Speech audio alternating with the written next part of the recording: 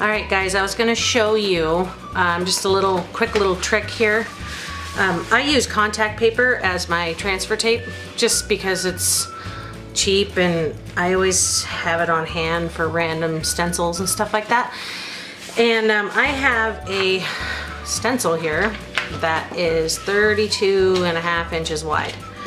And getting your transfer tape or contact paper onto that could sometimes be a little bit tricky.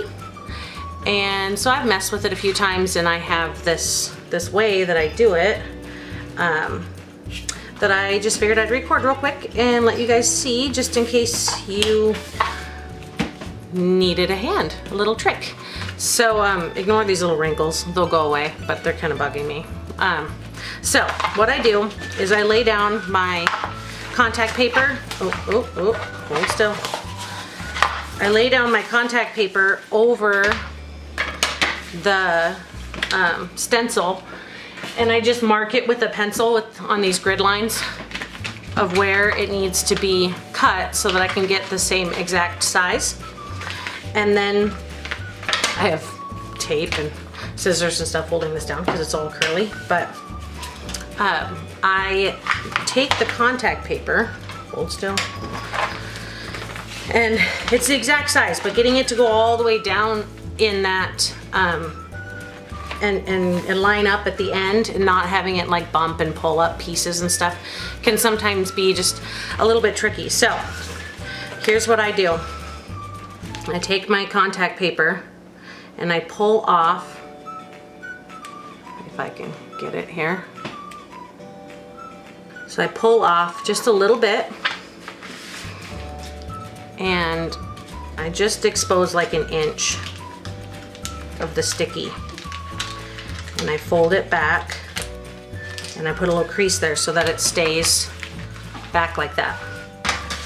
Then I flip the whole thing over and I kind of look at the rest of the stencil here and I line it up with the end and look down the end of the stencil. And I know you can't see this because I've got it cut off so you could see better, but I make sure that it lines up all the way down. It's straight up and down the sides and it hits the end of the stencil okay. So it's where it should be. And then I press this little bit down on the end and I just push it down so that it stays good. And then I could reach my hand under and grab that little piece, and you just go like this and pull it all the way across,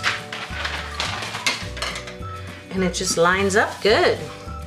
Then I take my little scraper thing here and I run it across, get it so it's attached good.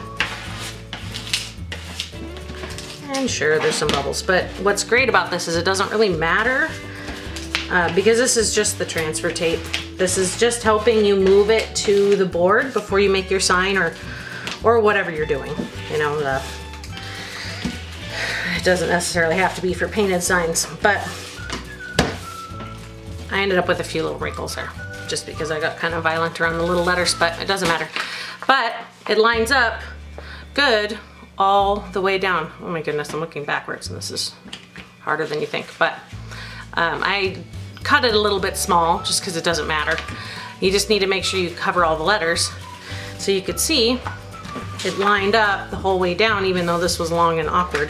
And you don't have to sit there and be careful and nitpicky trying to get it down without any lumps and bubbles and stuff in the way. You just line up the one side and pull it and it just lays down perfect for you. Now I'm gonna go work on the actual sign that this goes with. But I just wanted to make a quick little video and show you guys a little trick.